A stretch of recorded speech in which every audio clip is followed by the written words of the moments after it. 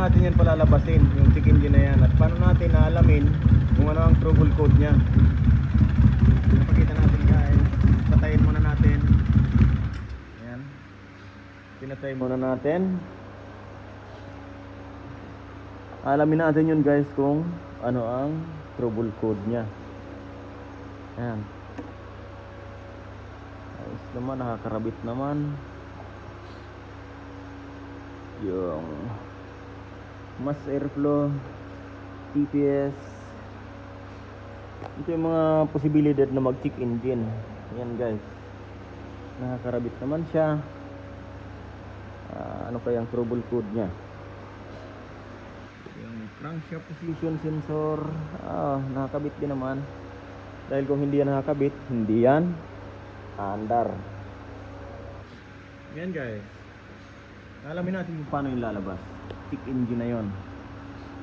Ayan, naka-off siya. Bibilangan nyo lang ng 3 beses. 1, 2, 3. Ayan, nawala yung check engine. Tapos bumalik, kaya nag-wait. Ngayon, tingnan natin kung ano ang trouble code na yon. Trouble code number 41.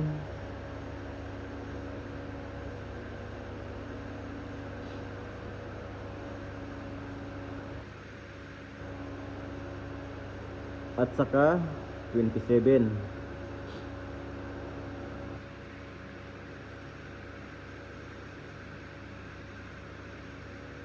Yan guys, nag-end na. Ayan, meron siyang dalawang trouble code guys. Ang trouble code na 27, itong kanyang throttle position sensor. Palagi niyong check upin yung wire, connector, tapos yung reading niya kung ilan. Tapos kapag okay naman ang reading ng TPS, dito ka naman sa connector, papunta dito sa kanyang ECU or sa control module.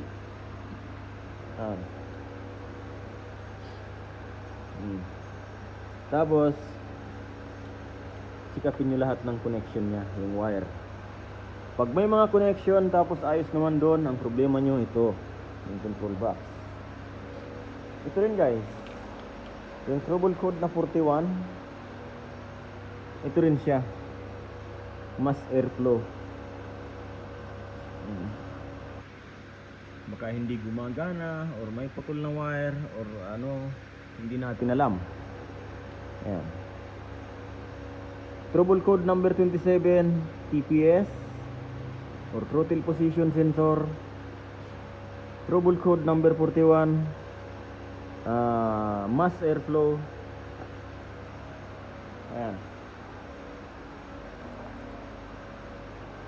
Ayan guys, ialisin muna natin ang battery. I-off muna natin. I-off muna natin din ang battery. Kasi mayroon dyan off. Para mag-disconnect sa battery. Tapos paandarin natin. Kung ano ang maiwan dun guys na trouble code, yun ang pinaka number 1 na hahanapin natin. Ayan. I-open na natin. Ayan na siya guys. Paandarin natin.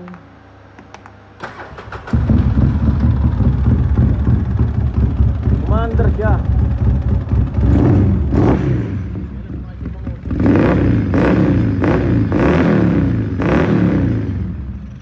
Tapos sabay gasolina. Ayan, at may check engine. Ngayon, patay na natin guys. At aalamin natin kung ano ang maiiwan dyan na trouble code. Yun ang pinaka-diferensya ng Polaris na ito. Yan. 1, 2, 3. Yan, nawala ang check engine. Yan, wait daw.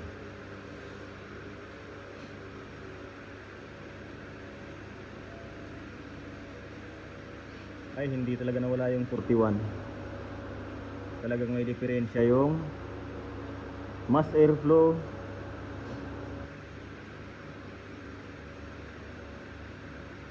at ang throttle position sensor. Yung dalawa na yan guys, may problema. Hahanapin natin ang problema na yan.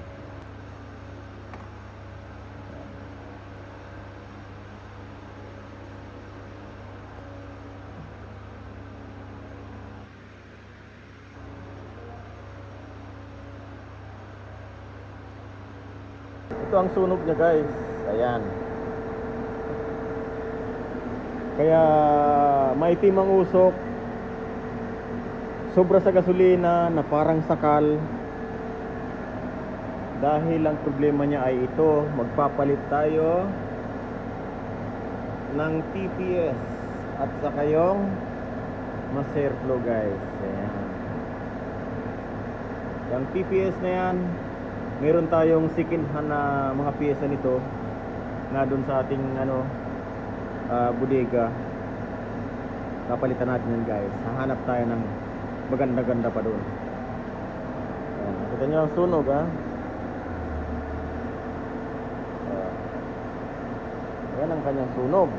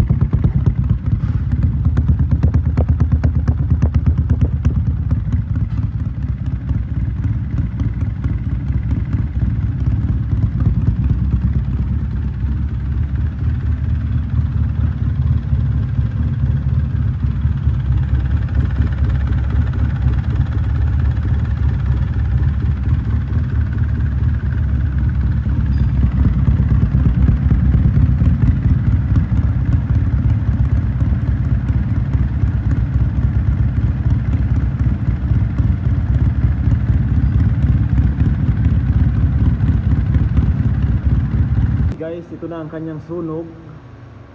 Ayan. Medyo okay na. Ayos na yun guys. Hindi na siya nangingitim.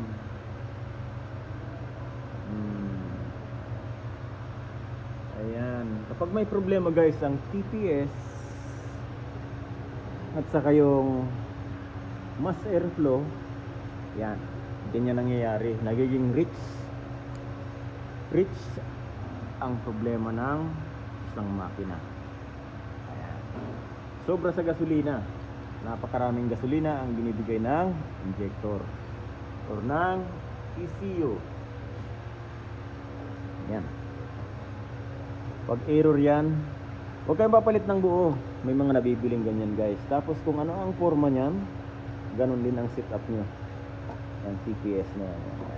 Palit tayo ng second hand. Ayan. Tapos mamaya pakukumplituhan na natin ito. Babalik muna natin ulit ang kanyang spark plug. Ayan. Tapos paanda rin natin ulit. Subukan natin ulit. Ayan, ito na guys. Nagpalit tayo ng wala na siyang tapis mo. Ganda na rin ang minor. Nagpalit tayo ng mass airflow at saka second hand na TPS. Ayan, revolution na natin guys. At wala na rin siyang check engine. Ayan. Tuloy-tuloy na ang ikot ng makina. Ayan guys.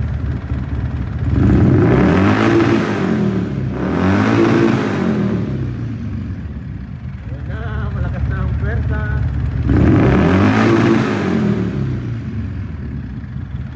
Ayan na, tuloy-tuloy na.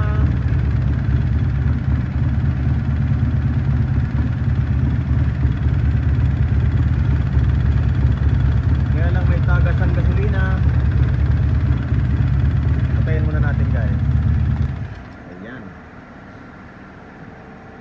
Ayusin natin ang